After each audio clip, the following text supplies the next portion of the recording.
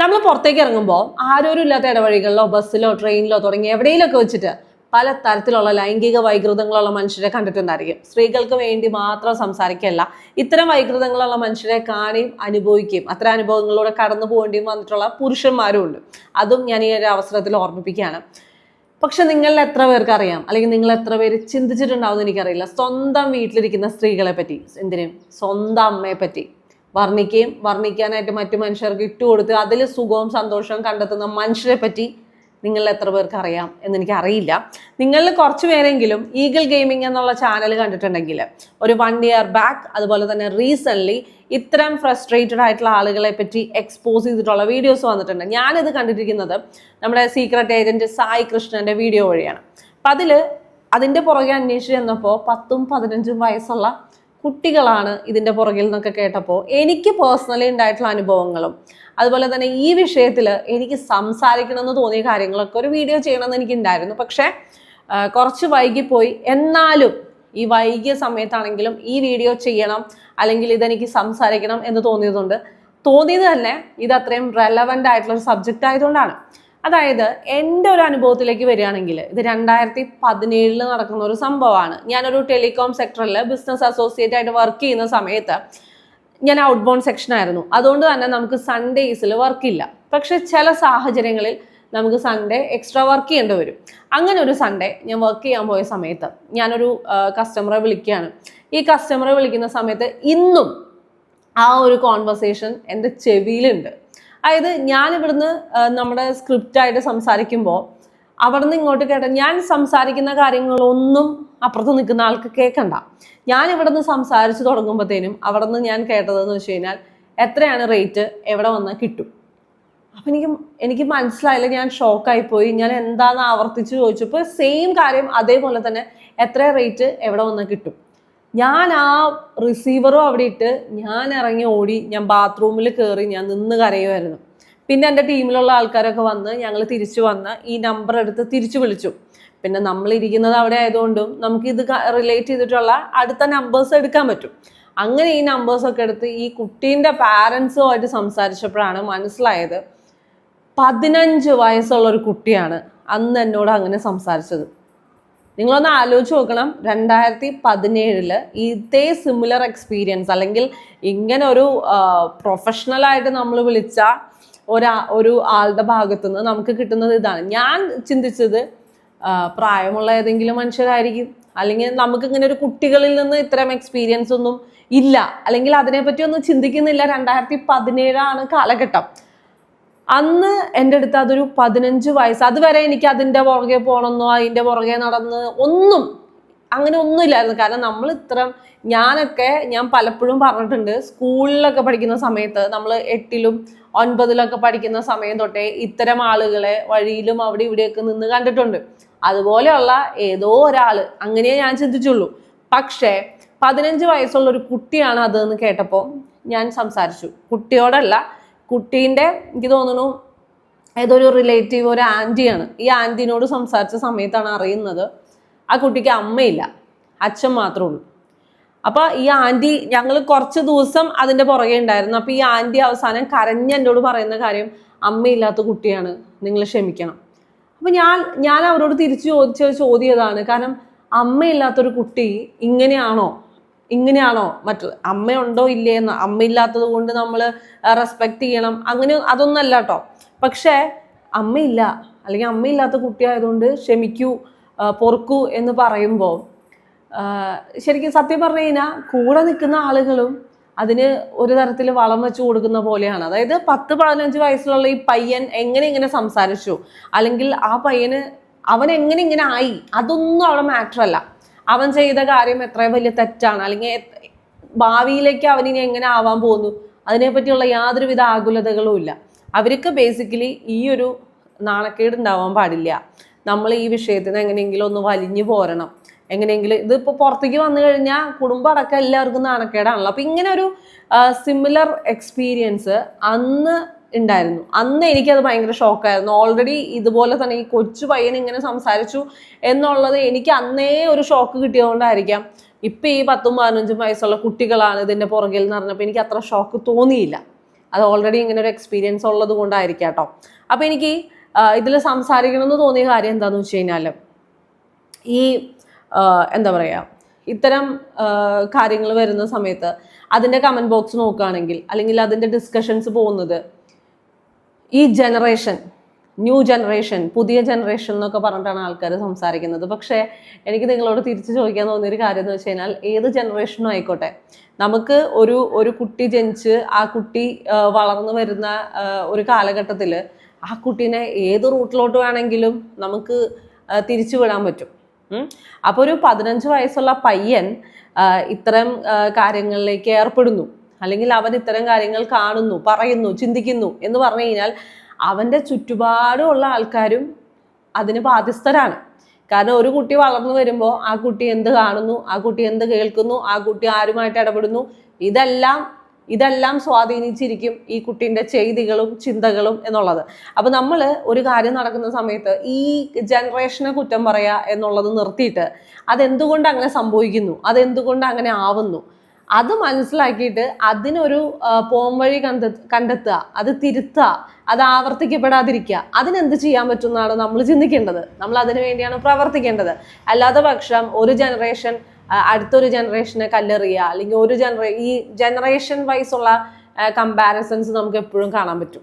Funny ആയിട്ടുള്ള കാര്യങ്ങൾ okay, പക്ഷെ ഇത്തരം സീരിയസ് ആയിട്ടുള്ള ക്രൈംസ് നടക്കുന്ന സമയത്ത് 15 വയസ്സേ ഉള്ളൂ, നമുക്കിപ്പോൾ അത് കണ്ടുപിടിച്ച് അത് തിരുത്തി വിടാൻ പറ്റുകയാണെങ്കിൽ, തക്കതായിട്ടുള്ള ശിക്ഷയും അതുപോലെ തന്നെ അത് തിരുത്തി വിടാൻ പറ്റുകയാണെങ്കിൽ ഒരു പക്ഷേ ഭാവിയിൽ വലിയ വലിയ ക്രൈമുകളിലേക്ക് പോവാതിരിക്കാൻ, അല്ലെങ്കിൽ അങ്ങനത്തെ വലിയൊരു ക്രൈമിലേക്ക് മാറിപ്പോവാതിരിക്കാൻ അതിനൊരു തടയിണയിടാൻ നമുക്ക് പറ്റും. അതിനല്ലേ നമ്മൾ ശ്രമിക്കേണ്ടത് എന്നെനിക്ക് ചോദിക്കണം എന്ന് തോന്നി. ഒപ്പം തന്നെ വേറൊരു കാര്യം കൂടെ ഞാൻ കൂട്ടിച്ചേർക്കുകയാണ്. നമ്മളെല്ലാവരും സോഷ്യൽ മീഡിയാസ് ഉപയോഗിക്കുന്ന ആൾക്കാരാണ്. ഈ പറയുന്ന ഫേസ്ബുക്ക് ആയിക്കോട്ടെ, ഇൻസ്റ്റാഗ്രാം ആയിക്കോട്ടെ, ഇവിടെയൊക്കെ നിങ്ങൾക്ക് ഞാൻ പറഞ്ഞു തരുന്നില്ല, ഞാൻ കുറച്ച് സ്ക്രീൻഷോട്ട്സ് ഞാനിവിടെ വയ്ക്കാം. അതിൽ തന്നെ നിങ്ങൾക്ക് മനസ്സിലാവും പല തരത്തിലുള്ള ഗ്രൂപ്പുകൾ ഇവിടെ ആക്റ്റീവാണ്. അത് നിങ്ങൾ നോക്കിക്കഴിഞ്ഞ് കഴിഞ്ഞാൽ, ഇപ്പോൾ എനിക്ക് ഞാൻ പേരുകളൊന്നും എടുത്ത് പറയുന്നില്ല, അതുപോലെ തന്നെ സ്ക്രീൻഷോട്ട്സിലാണെങ്കിലും പേരുകൾ ഞാനൊന്ന് ബ്ലർ ചെയ്യുന്നുണ്ട്. കാരണം 4, 3, 7 പേരെ അത് കാണുന്നുള്ളെങ്കിലും അതിലൊരാൾ പോലും അത് തപ്പിപ്പിടിച്ചു പോയി ഒരാളെ അത് കാണാൻ ഇട്ട് കൊടുത്തു എന്നൊരു സാധനം എനിക്ക് വരാൻ പാടില്ല. അതുകൊണ്ട് തന്നെ ജസ്റ്റ് നമ്മൾ ഈ പറയുന്ന നമ്മൾ ഉപയോഗിക്കുന്ന സോഷ്യൽ മീഡിയാസ്, നമ്മൾ പറയില്ലേ നമുക്ക് എന്തൊരു കാര്യം നല്ല രീതിയിൽ ഉപയോഗിക്കാൻ പറ്റും, അല്ലാത്ത രീതിയിൽ നമ്മുടെ ഉപയോഗമാണ് ഡിപ്പെൻഡ് ചെയ്യുന്നത്. അല്ലാതെ ഒരു ഫോൺ വന്നതുകൊണ്ട് അല്ലെങ്കിൽ ഒരു ഇൻ്റർനെറ്റ് വന്നതുകൊണ്ട് ആരും നശിക്കുന്നില്ല. ബേസിക്കലി നമ്മളതെങ്ങനെ എടുക്കുന്നു, നമ്മളതെങ്ങനെ ഉപയോഗിക്കുന്നു, അതിനനുസരിച്ചുള്ള സാധനങ്ങളാണ് നമുക്ക് കിട്ടുന്നത്. മനസ്സിലായോ? അപ്പോൾ ഈ പറയുന്ന സോഷ്യൽ മീഡിയാസിൽ, നമ്മളെല്ലാവരും ഉള്ള ഈ സോഷ്യൽ മീഡിയാസിൽ തന്നെ പലതരത്തിലുള്ള ആൾക്കാരുണ്ട്. അതിൽ ഈ പറയുന്ന സെക്ഷുവലി ഫ്രസ്ട്രേറ്റഡ് ആയിട്ടുള്ള ആൾക്കാർ അവരുടെ വൈകൃതങ്ങൾ പല രീതിയിൽ ഇവിടെ തീർത്തുകൊണ്ടിരിക്കുന്നുണ്ട്. അതൊരു പക്ഷേ നിങ്ങളുടെ കണ്ണിൽ പെട്ടിട്ടില്ലാത്തതുകൊണ്ടായിരിക്കാം. ഈവൻ ഞാൻ വളരെ സത്യസന്ധമായിട്ടൊരു കാര്യം പറയട്ടെ, ഞാനിപ്പോൾ ഇവിടെ ഈ ഒരു കാര്യം സംസാരിച്ചുകൊണ്ടിരിക്കുമ്പോൾ പോലും എൻ്റെയോ നിങ്ങളുടെയോ ഒക്കെ ഫോട്ടോസൊക്കെ ഏതൊക്കെ ഗ്രൂപ്പിൽ വരുന്നുണ്ടെന്നുള്ളത് നമുക്ക് ചിന്തിക്കാൻ പോലും പറ്റില്ല. നമ്മൾ ചിലപ്പോൾ ഒരു റോഡിൽ നിൽക്കുന്നതായിരിക്കാം, നമ്മൾ ചിലപ്പോൾ ഒരു ബസ്സിലിരിക്കുന്നതായിരിക്കാം, നമ്മളൊരു തിയേറ്ററിൽ ഇരിക്കുന്നതായിരിക്കാം. നമ്മൾ വളരെ പബ്ലിക്കായിട്ട് ഇറങ്ങി നടക്കുമ്പോൾ നമുക്ക് നമ്മളെ പുതച്ചു മൂടി നടക്കാൻ പറ്റില്ല. അപ്പോൾ എവിടെയെങ്കിലുമൊക്കെ ഉള്ള നമ്മൾ ചിലപ്പോൾ പുറത്തൊക്കെ ഇറങ്ങി നടക്കുന്ന സമയത്ത് ഇതുപോലെയുള്ള വൈകൃതങ്ങളുള്ള ഏതെങ്കിലും ഒരുത്തൻ്റെ മുന്നിൽ കൂടിയാണ് പോകുന്നത്, അല്ലെങ്കിൽ അവൻ്റെ മുന്നിലാണ് പോയിരിക്കുന്നതെങ്കിൽ അവനും അതിൽ ക്ലിക്ക് എടുക്കുന്നു, അവൻ ഈ ഗ്രൂപ്പുകളിൽ കൊണ്ടിട്ട് കൊടുക്കുന്നു വർണ്ണിക്കാനായിട്ട്. അവൻ്റെ വർണ്ണന വേറെ. ഇതേപോലെ തന്നെ വീടുകളിൽ നമ്മളിപ്പോൾ വീട്ടിലറിയാം, ഇപ്പോൾ പെങ്ങന്മാരായിക്കോട്ടെ, അല്ലെങ്കിൽ ഭാര്യ ആയിക്കോട്ടെ, കസിൻസ് ആയിക്കോട്ടെ, അമ്മ ആയിക്കോട്ടെ, ഈ പറയുന്ന ആൺമക്കൾ ഉണ്ടെങ്കിൽ പോലും ഇപ്പോൾ പുറത്തിറങ്ങുമ്പോൾ നമ്മളെ ശ്രദ്ധിക്കുന്ന പോലെ, അല്ലെങ്കിൽ നമ്മുടെ ഡ്രസ്സ് മാറിയാണോ കിടക്കുന്നതെന്നൊന്നും ശ്രദ്ധിക്കുന്ന പോലെ വീട്ടിൽ നമ്മളത് ശ്രദ്ധിക്കില്ല. കാരണം നമ്മുടെ വീടാണ്, നമ്മൾ ഏറ്റവും സുരക്ഷിതമായിട്ടിരിക്കുന്ന, നമ്മളായിട്ടിരിക്കുന്ന, നമുക്ക് കുറച്ചും കൂടെ സ്വാതന്ത്ര്യത്തിൽ എങ്ങനെ വേണേലും ഇരിക്കാൻ പറ്റുന്ന ഒരു സ്പേസ് ആണെന്നാണ് നമ്മൾ വിശ്വസിക്കുന്നത്. പക്ഷെ നമ്മുടെ വീട്ടിൽ ഇപ്പോൾ നിങ്ങൾക്കറിയാലോ, ഇപ്പം ആൺമക്കൾ ഇരിപ്പുണ്ടെങ്കിലും ചിലപ്പോൾ അമ്മമാർ വന്ന് സാരി ഉടുക്കും, ചിലപ്പോൾ ഡ്രസ്സൊന്ന് മാറിക്കിടന്നു കഴിഞ്ഞാൽ പോലും ചിലപ്പോൾ അത് നേരെയാക്കിന്ന് വരില്ല. കാരണം മുന്നിലിരിക്കുന്നത് സ്വന്തം മകനാണല്ലോ. അതുകൊണ്ട് തന്നെ ആ ഒരു വിശ്വാസത്തിൽ, അല്ലെങ്കിൽ അങ്ങനെയൊന്നും ചിന്തിക്കില്ല. നമ്മൾ പുറത്തിറങ്ങുമ്പോൾ ചിന്തിക്കുന്ന പോലെ നമ്മൾ കുടുംബത്തിരിക്കുമ്പോൾ ചിന്തിക്കേണ്ട കാര്യമില്ലല്ലോ. പക്ഷെ ചിലപ്പോൾ ഈ അമ്മ സാരി ഉടുക്കുന്നതോ അല്ലെങ്കിൽ ഈ അമ്മ അടുക്കളയിൽ നിൽക്കുന്നതോ ഒക്കെ അപ്പം ഏതെങ്കിലും ഗ്രൂപ്പുകളിൽ കിടക്കുമായിരിക്കും. ഞാൻ ഈ പറയുന്നത് നിങ്ങൾ ആരെങ്കിലും കണ്ടിട്ടുണ്ടെങ്കിൽ നിങ്ങൾക്ക് മനസ്സിലാവും. അല്ലാന്നുണ്ടെങ്കിൽ ഇത്തരം ഗ്രൂപ്പുകൾ ഇപ്പൊ നമ്മുടെ ഈ ഈഗിൾ ഗെയിമിങ്ങിന്റെ ചാനൽ വഴിയാണെന്നുണ്ടെങ്കിലും സീക്രട്ട് ഏജന്റിന്റെ വീഡിയോസ് വഴിയാണെന്നുണ്ടെങ്കിലും അത്തരം ഒരുപാട് അമ്മ എന്ന് പറഞ്ഞിട്ട് തന്നെ ഗ്രൂപ്പുകൾ തുടങ്ങി വെച്ചിരിക്കുന്ന ആൾക്കാരാണ്. ഇതിൽ കൂടുതൽ ഞാൻ നിങ്ങൾക്കൊന്നും എക്സ്പ്ലെയിൻ ചെയ്യേണ്ട കാര്യമില്ലല്ലോ. അപ്പോൾ അത്രയും മോശമാണ് നമ്മളുടെ ചുറ്റിലുള്ള സമൂഹം. നമുക്കറിയില്ല നമ്മുടെ കൂടെ നിൽക്കുന്ന നമ്മുടെ നല്ല സുഹൃത്തുക്കൾ, ചിലപ്പോൾ നമ്മുടെ പാർട്ട്ണർ, നമ്മുടെ അച്ഛൻ, ഇവരൊക്കെ എങ്ങനെയുള്ള ആൾക്കാരാണെന്ന് പോലും നമുക്ക് തിരിച്ചറിയാൻ പറ്റാത്തൊരു കാലഘട്ടത്തിലാണ് നമ്മൾ ജീവിച്ചുകൊണ്ടിരിക്കുന്നത്. സൊസൈറ്റി അത്രയും മോശമായിക്കൊണ്ടിരിക്കുകയാണ്. നമ്മുടെ ചുറ്റിലുള്ള ആൾക്കാർ നമ്മൾ പകല് കാണുന്ന പോലെ ആയിരിക്കില്ല ചിലപ്പോൾ പലരും രാത്രിയിൽ. ഇപ്പം ഞാൻ ആ ഒരു കാര്യം പറയുമ്പോൾ മറ്റൊരു കാര്യം എനിക്ക് നിങ്ങളോട് പറയാതിരിക്കാൻ പറ്റില്ല. കാരണം ഞാൻ ഈ പറയുന്ന യൂട്യൂബ് പ്ലാറ്റ്ഫോമിൽ ലൈവ് പോകുന്ന ഒരാളാണ്. അപ്പം ഞാൻ ഈ ലൈവ് പോകുമ്പോൾ പലപ്പോഴും ഞാൻ നിങ്ങളുടെ അടുത്ത് പറഞ്ഞിട്ടുണ്ട്, ഇപ്പം എൻ്റെ ഫോൺ കംപ്ലൈൻ്റ് ആയിട്ടിരിക്കുന്നതുകൊണ്ട് എനിക്ക് മാത്യു ഡ്യൂട്ടി കഴിഞ്ഞ് വന്നിട്ടാണ് ഞാൻ പലപ്പോഴും ലൈവിൽ വന്നിട്ടുള്ളത്. അതുകൊണ്ട് തന്നെ ലൈവ് ലേറ്റ് ആയിട്ടായിരിക്കും വരുന്നത്. അപ്പോൾ ഈ ലേറ്റ് ആയിട്ട് വരുന്ന സമയത്ത് ആദ്യകാലങ്ങളിലൊക്കെ പലരും എൻ്റെ അടുത്ത് ചോദിച്ചിട്ടുണ്ട്, കേരളത്തിൽ നിന്ന് ഒരു പെൺകുട്ടി ഈ സമയത്ത് ലൈവ് വരികയെ. അപ്പോൾ ഞാൻ തിരിച്ചു ചോദിച്ചിട്ടുണ്ട്, കേരളത്തിൽ നിന്ന് ഒരു പെൺകുട്ടിക്ക് ഈ സമയത്ത് ലൈവ് വന്നാൽ എന്താ പ്രശ്നം എന്ന് ഞാൻ ചോദിച്ചിട്ടുണ്ട്. അതുപോലെ തന്നെ പലരും ലൈവിൽ വരുമ്പോൾ നമുക്ക് സൂപ്പർ ചാറ്റ് ഓപ്ഷൻ ഉണ്ട്, പക്ഷെ പലർക്കും അറിയേണ്ടത് മെമ്പർഷിപ്പ് ഉണ്ടോ എന്നാണ്. എൻ്റെ അടുത്ത് ഓടി വന്ന് ചോദിക്കും, മെമ്പർഷിപ്പ് ഉണ്ടോ, മെമ്പർഷിപ്പ് എപ്പോൾ തുടങ്ങുന്നൊക്കെ. അപ്പം എനിക്ക് മനസ്സിലാവുന്നില്ല. ഞാൻ വളരെ ഇന്നസെൻ്റായ ഞാൻ അപ്പിരുന്ന് പറയും, മെമ്പർഷിപ്പ് ഇല്ല, സൂപ്പർ ചാറ്റ് ഉണ്ട്. അവരപ്പോഴേ പോയി. അതുപോലെ തന്നെ പലരും വന്നിട്ട് നമുക്ക് എന്തോ തന്നു വച്ചിരിക്കുന്ന പോലെയാണ് പലരും പറയുന്നത്, എഴുന്നേറ്റ് നിൽക്കൂ, അത് പൊക്കൂ, ഇത് താത്തു, അത് കാണിക്കൂ, ഇത് കാണിക്കൂ എന്നൊക്കെ. ഞാൻ ആലോചിക്കും, ഇതെങ്ങനെയാണ് ഈ മനുഷ്യർക്ക് ഇങ്ങനെ പറ്റുന്നത്?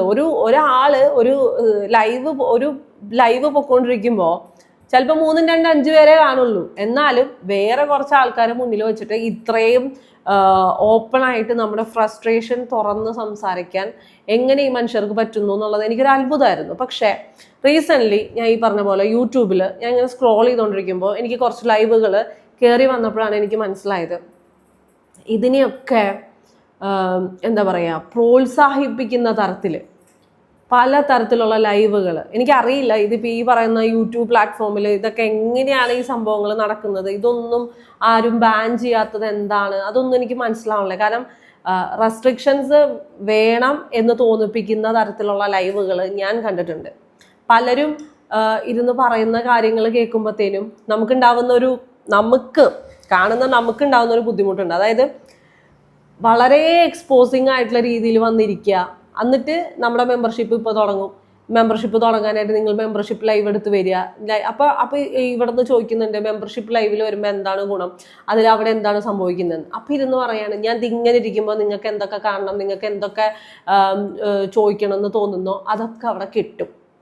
പിന്നെ അവർ പറഞ്ഞു പോകുന്ന കാര്യങ്ങൾ എനിക്കിവിടെ പറയാൻ ബുദ്ധിമുട്ടുണ്ട്. ആ രീതിയിലുള്ള കാര്യങ്ങൾ സംസാരിച്ച് എങ്ങനെയും മെമ്പർഷിപ്പ് എടുക്കുക. പിന്നെ ഈ മെമ്പർഷിപ്പിൽ നടക്കുന്നത് എന്താണെന്നുള്ളത് ദൈവം തമ്പുരാന് മാത്രം അറിയാം, പിന്നെ അത് കാണുന്നവർക്കും പിന്നെ അതെല്ലാം കാട്ടിക്കൂട്ടുന്നവർക്കും.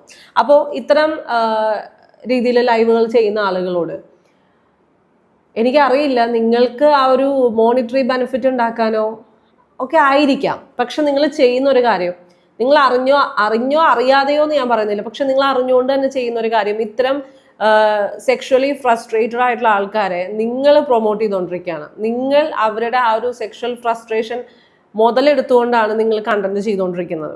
അത്തരം ആളുകളെ ഇങ്ങനെ നിങ്ങൾ പ്രൊമോട്ട് ചെയ്ത്, അല്ലാന്നുണ്ടെങ്കിൽ അവരെ സന്തോഷിപ്പിച്ച് അവരെ കയ്യിൽ നിന്ന് കിട്ടുന്ന പൈസയും മേടിച്ചുകൊണ്ട് നിങ്ങളുടെ ജീവിതം ചിലപ്പോൾ ഒന്ന് പച്ച പിടിക്കുമായിരിക്കും. പക്ഷെ നിങ്ങൾ ഇത്തരം കാര്യങ്ങൾ ചെയ്യുമ്പോൾ ഇവന്മാർ നാളെ പുറത്തിറങ്ങി നടക്കുമ്പോൾ അനുഭവിക്കാൻ പോകുന്നത് ഇതുപോലെയുള്ള പാവം പിടിച്ച പിള്ളേരായിരിക്കും. ഇപ്പൊ റീസെന്റ് ഇവിടെ നടന്ന കാര്യങ്ങൾ വെച്ചിട്ട് ഇനിയൊരു പെൺകുട്ടി വന്നിട്ട് എനിക്കിങ്ങനെ ഒരു ദുരനുഭവം ഉണ്ടായി, അല്ലെ നമുക്കൊരു മോശം അനുഭവം ഉണ്ടായിരുന്ന ഒരു പെങ്കൊച്ചു പറഞ്ഞതിന് ഒരു പട്ടിയും തിരിഞ്ഞു നോക്കില്ല. അങ്ങനത്തെ ഒരു സിറ്റുവേഷനാണ് ഇവിടെ ഈ പറഞ്ഞ പോലെ തന്നെ ഓരോരുത്തരെ കൊണ്ട് എത്തിച്ചിരിക്കുന്നത്. അപ്പൊ ദയവ് ചെയ്ത് നിങ്ങൾക്ക് മോണിറ്ററി ബെനിഫിറ്റ് കിട്ടണം, അല്ലെങ്കിൽ നിങ്ങളുടെ സാമ്പത്തിക സ്ഥിതി മെച്ചപ്പെടണം, നിങ്ങളുടെ ജീവിത നിലവാരം ഉയർത്തണം എന്ന് വെച്ചിട്ട് ഇത്തരം വൈകൃതങ്ങളുള്ള ആൾക്കാരെ മുതലെടുക്കാതിരിക്കുക. അത് ഈ ഒരു അവസരത്തിൽ ഞാൻ ഓർമ്മിപ്പിക്കുകയാണ്. ഒപ്പം തന്നെ എല്ലാവരും എപ്പോഴും ഒരു അവയർനെസ്സോട് കൂടിയിരിക്കുക. കാരണം നിങ്ങൾ ഉപയോഗിക്കുന്ന സോഷ്യൽ മീഡിയ ആയിക്കോട്ടെ, നിങ്ങളിരിക്കുന്ന വീടായിക്കോട്ടെ, നിങ്ങൾ ഏറ്റവും വിശ്വസിക്കുന്ന നിങ്ങളുടെ ചുറ്റുമുള്ള മനുഷ്യരായിക്കോട്ടെ, നമ്മൾ എവിടെയും സുരക്ഷിതരല്ല എന്നുള്ള ബോധ്യം എപ്പോഴും എല്ലാവർക്കും ഉണ്ടായിരിക്കണം. അങ്ങനെ അവയർനെസ്സോട് കൂടി ഇരിക്കുക. ഞാൻ വീണ്ടും ഓർമ്മിപ്പിക്കുകയാണ്, ഞാൻ ഈ സംസാരിച്ചുകൊണ്ടിരിക്കുമ്പോൾ നിങ്ങൾ എന്നെ കേട്ടുകൊണ്ടിരിക്കുന്ന ഈ സമയത്ത് പോലും നമ്മളുടെയൊക്കെ എത്ര ഫോട്ടോസ്, അല്ലെങ്കിൽ നമ്മളെയൊക്കെ പല ഇത്തരം വൈകൃതങ്ങളുള്ള മനുഷ്യർ വേറെ അവരുടേതായിട്ടുള്ള യൂണിവേഴ്സിലിരുന്ന് നമ്മളെ വർണ്ണിച്ചുകൊണ്ടിരിക്കുകയായിരിക്കും. അപ്പം ഇതൊക്കെ ഒന്ന് മറക്കാതിരിക്കുക, ഇതൊക്കെ ഓർമ്മയിൽ വയ്ക്കുക, അവയർനെസ്സോട് കൂടി ഇരിക്കുക. പ്രത്യേകിച്ച് കുട്ടികളെ ശ്രദ്ധിക്കുക, വീടുകളിലുള്ള കൊച്ചുമക്കളെ ശ്രദ്ധിക്കുക. അതിൻ്റെ ഒരു വീഡിയോ ഞാൻ അതിൻ്റെ പുറകെ ചെയ്യുന്നുണ്ട്. എല്ലാവരും ഒന്ന് ശ്രദ്ധിക്കുക. പിന്നെ ഈ നേരത്തെ പറഞ്ഞ പോലെ ഒരു ജനറേഷൻ പോയി അടുത്ത ജനറേഷനെ പഴി പറയുക, അല്ലെങ്കിൽ അവരെ കളിയാക്കുക, അവരെ കുറ്റപ്പെടുത്തുക, അങ്ങോട്ടും ഇങ്ങോട്ടും കമ്പയർ ചെയ്യാൻ ഇത് മമ്മൂട്ടി ലാലേട്ടൻ ഫൈറ്റ് അല്ല. അങ്ങനത്തെ ഫാൻ ഫൈറ്റുകൾ പോലെ നിങ്ങൾ ഇതെടുത്തിട്ട് ഈ ജനറേഷൻ ഫൈറ്റ് നടത്തി അത് ആഘോഷമാക്കാതെ ഇതിനൊരു പരിഹാരം കണ്ടെത്തുക എന്നുള്ളതാണ് നമുക്ക് ആവശ്യം.